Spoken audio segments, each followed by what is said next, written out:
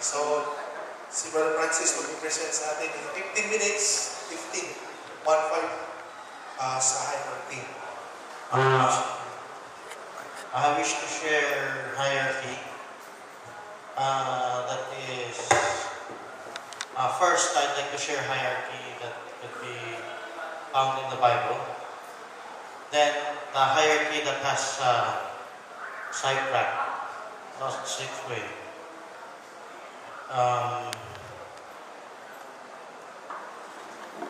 First,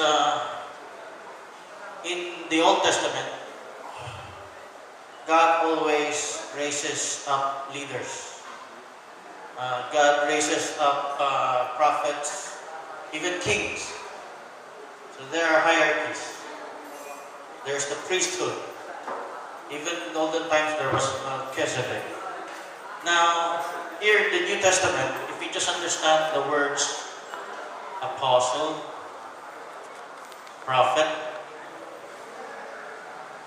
evangelist, pastor, and teachers, you could see some hierarchy there. I'm not saying they're just limited to one church, that one is higher than the other. I'm referring to the scope of how he's being used of God. We're all too familiar with the word pastor. Of course, our connotation is he's the head of the local church. But in the Bible, the apostles are used not just in one local church, they could also be used in other local churches. Okay? When God raises up prophets, he's not limited to be used only in one church. He could be also used in other churches. Evangelists, they could evangelize the word not just in their local congregation, but also outside. We have what we call missionaries, where we receive the message. We respect them, we follow what they say. Of course, we have to guard against nicolaitan, which is the closing of the mind, not suppressing the Berean spirit of the believers. Here we have hierarchies. In the church ages, we have star messengers. These are certain people of prominence. God has raised them up to some level of prominence that their ministry, the point in their life where they're being used by God, it helps the believers to come back to the Word. That's what the prophet said. Amen. Praise the Lord. Now, in the booklet of Nicolaitan spirit, the clergy has been elevated, the laity has been suppressed in ignorance. There's a spirit wherein during the time that the Catholic Church has been evolving, it's not for you to understand these things, only we could understand these things. You know, surprisingly, this spirit could still carry over to the denominations and sometimes to the message churches. Nicolaitan spirit, closing the minds of the members, making them judge others, misrepresenting others. Now, let's get back to hierarchy. Now, when God used hierarchy, even in the spirit realm, the angels, there are hierarchies. Would you agree with that? Even the angels have hierarchies.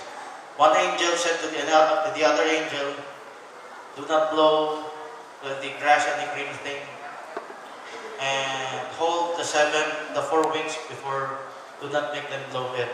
So, what happened to the denominations? What happened to the hierarchy among the denominations? You see, if you notice how God raised up these people, the gifts in the church, there is no particular criteria. Whether you're graduate from a Bible school, a theological seminary, Even if you are not educated at all, you could be used by God. That's where the difference comes in.